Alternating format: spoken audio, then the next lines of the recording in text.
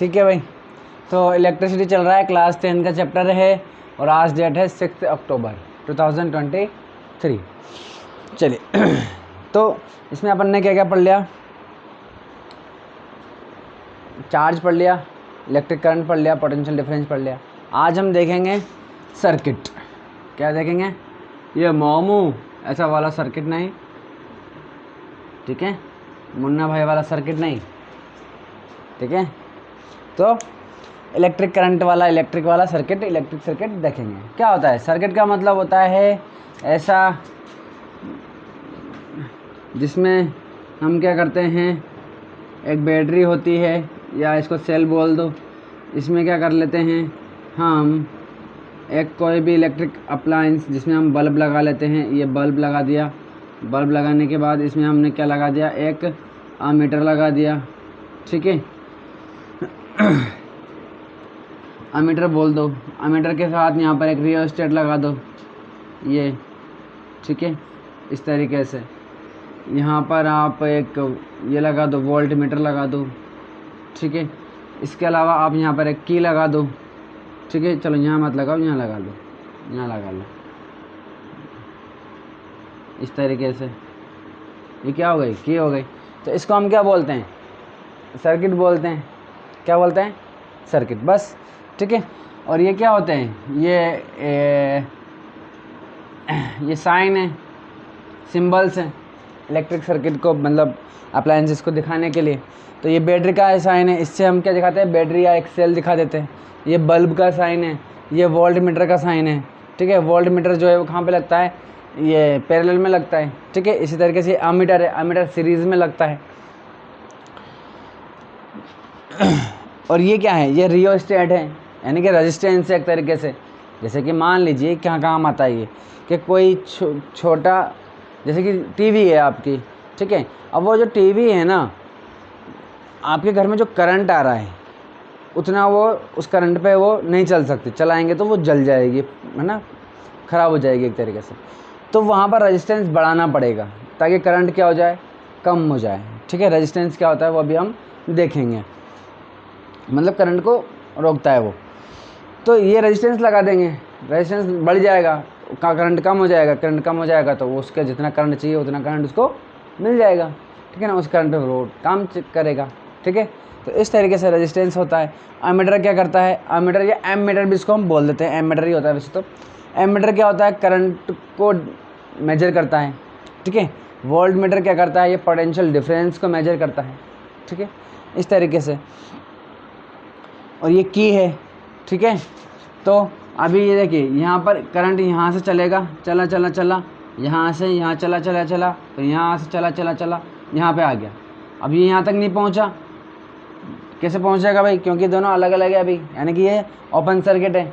Circuit को अपन ने open कर दिया, ठीक है। जब मैं इसको यहाँ से ऐसे करके यूँ दबाऊँगा तो क्या होगा, ये इस पर आकर के यहाँ पर ऐसे मिल जाएगा, मिल गया। अब ये सर्किट क्या हो गया, क्लोज हो गया, क्लोज सर्किट हो गया। क्लोज सर्किट में क्या होता है, करंट फ्लो होता है पूरा, ये हमारा जो बल्ब है वो ग्लो करने लग जाएगा, ठीक है, इस तरीके से, ऐसे, ठीक है। तो बात समझ में आ गई। ओपन सर्किट, क्लोज सर्किट किसको बोलते हैं, की है ये। तो बस यही है। चलिए, इसके अलावा अपन पढ़ेंगे क्या आज, ओम्स लॉ। क्या पढ़ेंगे, ओम्स लॉ,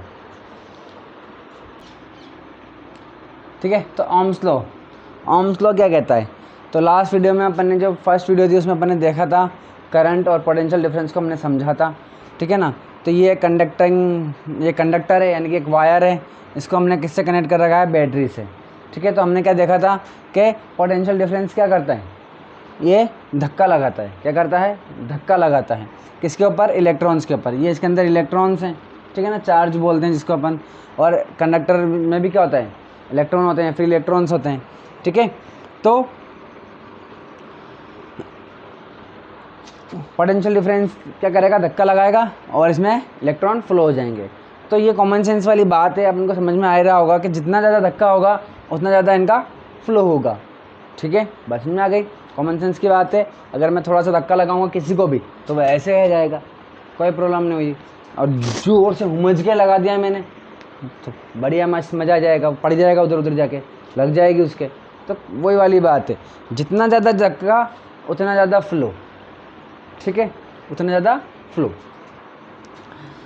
तो धक्के को हम क्या बोलते हैं भाई, देखो जितना ज़्यादा धक्का, ठीक है, तो उतना ज़्यादा फ्लो, फ्लो, फ्लो, ठीक है। इसका मतलब इसको हम कैसे लिखेंगे भाई, फ्लो जो है वो किस पे डिपेंड कर रहा है, धक्के पे। जितना ज़्यादा धक्का, ये धक्का बढ़ेगा तो फ्लो बढ़ेगा, ठीक है, धक्का कम होगा तो फ्लो भी कम होगा, ठीक है। तो इसको लिखेंगे क्या, मतलब फ्लो जो है वो किस पे डिपेंड कर रहा है, धक्के पे। अब धक्के को हम क्या बोलते हैं, पोटेंशियल डिफरेंस। क्या बोलते हैं, पोटेंशियल डिफरेंस, यानी कि V, ठीक है। और फ्लो को हम क्या बोलेंगे, करंट, पढ़ा हुआ है हमने। तो करंट जो है वो किस पर डिपेंड कर रहा है, पोटेंशियल डिफरेंस पर। करंट किस पर डिपेंड कर रहा है, पोटेंशियल डिफरेंस पर। तो हम कैसे लिखेंगे कि current is directly proportional to, current is directly proportional to potential difference, I is directly proportional to V, ठीक है। कि जैसे जैसे ये पोटेंशियल डिफरेंस बढ़ेगा, अगर ये बढ़ेगा तो ये बढ़ेगा, ये कम होगा तो ये भी कम हो जाएगा, ठीक है। अब देखिए यहाँ पर बहुत समझने वाली बात है, आप में से कई बच्चे पढ़े हुए होंगे और कई लोग देख रहे होंगे, तो उनको भी ये लग रहा होगा कि मैं गलत लिख रहा हूँ भाई, क्योंकि लोगों ने पढ़ा हुआ है ओम्स के V directly proportional to I, मैंने तो I directly proportional to V लिख दिया, तो क्या गड़बड़ हो गई, समझाते हैं आपको। देखिए सही बात तो यही है कि जैसे करंट जो है वो पोटेंशियल डिफरेंस पर डिपेंड करता है, ये बढ़ेगा तो यही बढ़ेगा, ठीक है। लेकिन यहाँ प्रॉब्लम ये आ जाती है कि अगर हमने I है और ये V है और हमने इस जो डायरेक्टली प्रोपोर्शनल का प्रोपोर्शनलिटी का साइन हटाया, तो यहाँ पर एक कांस्टेंट आता है और यहाँ पर कांस्टेंट क्या आएगा, R, क्या आएगा, R। तो यहाँ गड़बड़ हो गई, गड़बड़ क्या हो गई, गड़बड़ ये हो गई कि अब इसका मतलब क्या हो गया, कि इसका मतलब भी ये हो गया कि रेजिस्टेंस बढ़ेगा तो करंट बढ़ेगा। बात समझ में आ रही है, इसका क्या मतलब हो गया कि रेजिस्टेंस बढ़ेगा तो भी करंट बढ़ेगा, जो कि बिल्कुल गलत हो जाएगा मामला। प्रैक्टिकली देखेंगे, प्रैक्टिकली में तो क्या होता है, प्रैक्टिकल में क्या होता है कि रेजिस्टेंस बढ़ेगा तो करंट कम होता है, ठीक है। अब रेजिस्टेंस पहले समझ लीजिए आप, रेजिस्टेंस क्या होता है। देखिए रेजिस्टेंस का मतलब कुछ भी नहीं है, रुकावटें। क्या होती है, रुकावटें, बाधाएं, ठीक है। अगर आप रोड पर दौड़ रहे हैं, अगर आप खाली रोड पर दौड़ रहे हैं, अगर आप खाली रोड पर दौड़ रहे हैं, एकदम क्लीन, साफ सफाई एकदम, और कुछ भी नहीं है, तो आप आराम से बिना टेंशन फ्री होकर के आराम से सीधा सीधा दौड़ जाएंगे। लेकिन वहीं अगर आपको कहा जाए कि आप ये जो अपने नॉर्मल रोड्स होते हैं उन पर दौड़िए, तो उसमें आपको कितनी प्रॉब्लम्स आएगी, रास्ते में गड्ढे आएंगे, आपको थोड़ा बहुत उनसे बच के निकलना पड़ेगा, ठीक है। इसके अलावा रास्ते में ब्रेकर आएंगे, उनको भी उछालना पड़ेगा, ठीक है। इसके अलावा मोड़ आ जाएंगे कहीं कहीं, तो वहाँ पर भी आपको स्पीड कम करनी पड़ेगी, ठीक है। तो गड्ढों में, वहाँ गड्ढों के टाइम पर भी आपकी स्पीड कम हो जाएगी, ब्रेकर में वहाँ कम हो जाएगी। इसके अलावा जब मुड़ोगे तो वहाँ पर कम हो जाएगी। इसके अलावा लोग बाग आते जाएंगे, सामने गाड़ियाँ आएंगी, उनसे बचना पड़ेगा, ठीक है ना। तो जितने फ्लो में आप एक खाली रोड पर जो एक ट्रैकिंग रेसिंग ट्रैक होता है उस पर दौड़ सकते हैं, उतना टेंशन फ्री अपन यहाँ पर होकर के नहीं दौड़ सकते। बात समझ आ रही है।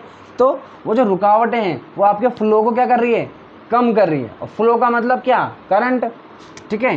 तो एक बात और समझ लीजिए, जैसे कि ये वायर है, ठीक है, अगर हमने इसको यहाँ करंट दिया 100 एम्पियर, तो क्या हमें यहाँ पर 100 एम्पियर मिल जाएगा क्या, हालांकि मिलता है, ठीक है, करंट तो सेम ही रहता है, ठीक है, बट फिर भी क्या होता है, मतलब इनका फ्लो क्या होता है, कम हो जाता है, ठीक है, क्या हो जाता है, कम हो जाता है। तो वो जो फ्लो कम हो रहा है, ठीक है, उसी को हम क्या बोलते हैं, रेजिस्टेंस। जो रुकावटें आ रही है उसी को क्या बोलते हैं हम, रेजिस्टेंस बोलेंगे। बात समझ में आ गई।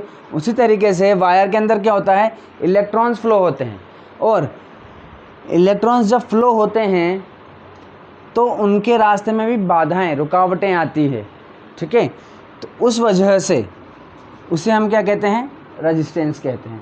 ठीक है, उन बाधाओं को हम क्या बोलते हैं, रेजिस्टेंस कहते हैं। तो अब बताइए, अगर रेजिस्टेंस ज़्यादा होगा तो क्या फ्लो यानी कि करंट ज़्यादा होगा क्या, जितना ज़्यादा रेजिस्टेंस ज़्यादा होगा तो करंट ज़्यादा होगा क्या, नहीं, रेजिस्टेंस ज़्यादा होगा तो करंट कम हो जाएगा। लेकिन इस वाली जगह पर क्या हो रहा है, गड़बड़ हो रही है। यहाँ पर तो ये वाली जो इक्वेशन है वो क्या कह रही है कि रेजिस्टेंस बढ़ेगा तो करंट भी बढ़ेगा, जबकि तो गलत बात हो गई।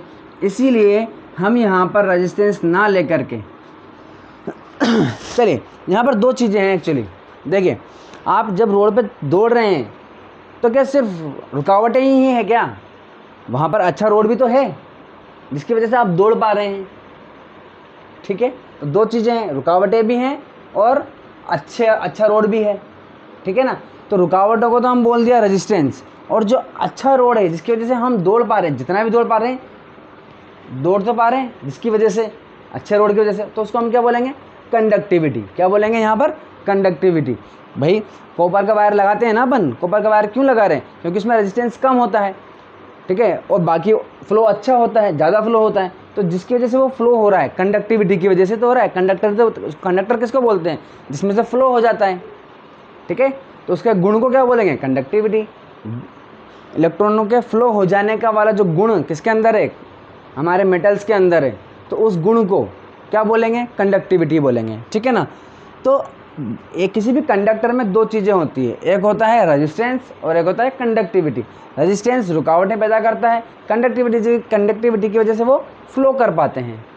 दोनों बात समझ में आ गए आपके। तो यहाँ पर हमें आर नहीं लेना चाहिए, साफ साफ दिख रहा है हमें। ठीक है, हमें क्या लेना चाहिए, कंडक्टिविटी लेनी चाहिए। अब सही है, कंडक्टिविटी बढ़ेगी तो करंट बढ़ेगा। कंडक्टिविटी का मतलब जितना ज़्यादा अच्छा रोड होगा उतना ज़्यादा हम दौड़ पाएंगे। ठीक है, तो कंडक्टिविटी जितनी ज़्यादा होगी उतना ज़्यादा करंट होगा। ठीक है, लेकिन ये वाला तो हम इक्वेशन पढ़ते ही नहीं हैं। ठीक है, इसीलिए जो हमारे ओम्स भाई साहब हैं उन्होंने क्या कहा कि वैसे तो हमको यही लिखना चाहिए, लेकिन उन्होंने क्या किया कि हमको रेजिस्टेंस के तौर पर अगर हम पढ़ना चाहते हैं तो रेजिस्टेंस, अगर हम यहाँ पर क्या लेना चाहते हैं, रेजिस्टेंस, तो उसकी वजह से हम क्या लेना है, हमको इस तरीके से लिखना है। बात समझ में आ गई। अगर हमको क्या लेना है, रेजिस्टेंस लेना है एज अ कांस्टेंट, तो हमको इस तरीके से लिखना पड़ेगा। ठीक है, क्या आप ऐसे लिखो चाहे ऐसे लिखो, दोनों ने क्या कहा, बात एक ही है। ठीक है, ये उन्होंने कह दिया। तो अब जा करके अब अगर हम देखते हैं तो पोटेंशियल डिफरेंस पढ़ेंगे उसको अभी भी वैसे ही, current is directly proportional to potential difference, या इसको ऐसे ही पढ़ दो कि potential is directly proportional to current. दोनों ही बातें सही है, इन भाई साहब ने ऐसा कह दिया कि दोनों ही बातें सही है। तो इस हिसाब से उन्होंने क्या कहा कि अब आप V को यहाँ पर प्रोपोर्शनलिटी साइन हटेगा और एक कांस्टेंट आ जाएगा जिसे हम यहाँ पर अब R लिख देंगे। ठीक है, अब देखिए, अब R को आप इधर भेज दीजिए तो V/R हो जाएगा और ये I हो जाएगा। ठीक है, तो अब देखिए, अब यहाँ पर क्या हो रहा है, अब बिल्कुल सही आ रहा है यहाँ पर इन दोनों का रिलेशन, करंट का और रेजिस्टेंस का। अब अगर हमने रेजिस्टेंस बढ़ाया तो करंट कम हो जाएगा। ठीक है, और अगर रेजिस्टेंस कम किया तो करंट बढ़ जाएगा। बात समझ में आ गई। अब जो प्रैक्टिकली में होता है वो भी यहाँ पर भी हो रहा है, हमारा थ्योरेटिकल भी उसको बैठा लिया हमने उसको। बात समझ में आ गई। इसीलिए हम ये वाला पढ़ते हैं 10th क्लास में। ठीक है, तो ओम्स लॉ हम ये वाला देखते हैं, बाकी ये होना चाहिए बट हम ये लिख लेते हैं। क्यों, क्योंकि आर को हमको सही जगह बैठाना होता है। तो ओम्स लॉ समझ में आ गया आप लोगों के। तो ओम्स लॉ क्या कहता है, ओम्स लॉ बस ये वाला है आपका इसको रहने दीजिए, ये समझने के लिए था फिलहाल। ठीक है, चलिए, तो ओम्स लॉ क्या कह रहा है आपको कि potential difference is directly proportional to current, proportionality sign हटाएंगे तो आर आ जाएगा, करंट ये रेजिस्टेंस आ जाएगा, तो V is equal to R I. यही आपका क्या है, ओम्स लॉ। ठीक है, ठीक है, तो यहाँ पर समझ में आ गया होगा आपको मेरे ख्याल से बात। अगर हम यहाँ पर रेजिस्टेंस को डबल करते हैं तो करंट क्या हो जाएगा, हाफ हो जाएगा, ठीक है। और अगर हम रेजिस्टेंस को क्या करते हैं, हाफ करते हैं, तो करंट क्या हो जाएगा, डबल हो जाएगा, ठीक है। तो आप समझ रहे होंगे इसको। चलिए ये ओम्स लॉ हो गया। अब देखते हैं हम ओम्स लॉ का ये जो चीज़ है इसको हम ग्राफ पे कैसे प्लॉट करते हैं, ठीक है। अगर हम इसको ग्राफ पर प्लॉट करें, ठीक है, ग्राफ बनाएं अगर हम पोटेंशियल डिफरेंस और करंट के बीच में, तो देखिए क्या होगा। ये अगर हम क्या ले रहे हैं, यहाँ पर हम करंट लें आई, इस तरफ बढ़ रहा है करंट, इधर जाएंगे तो बढ़ रहा है, इस तरफ क्या है, वी है। तो क्या कह रहा है कि जैसे जैसे पोटेंशियल डिफरेंस बढ़ेगा या जैसे जैसे करंट बढ़ेगा वैसे वैसे पोटेंशियल डिफरेंस बढ़ेगा, ठीक है ना। तो इसका ग्राफ कैसे बनता है, एकदम स्ट्रेट लाइन। ये स्ट्रेट लाइन क्या दिखाती है, ये स्ट्रेट लाइन ये दिखाती है कि V is directly proportional to I। जब भी ये स्ट्रेट लाइन आपको किसी में भी दिख जाए तो समझ जाना कि जैसे जैसे ये एक चीज़ बढ़ रही है तो दूसरी भी बढ़ेगी। डायरेक्टली प्रोपोर्शनलिटी वाला ग्राफ यही होता है, ठीक है। चलिए कोई डाउट हो तो पूछ लेना, ठीक है। मिलते हैं नेक्स्ट वीडियो में।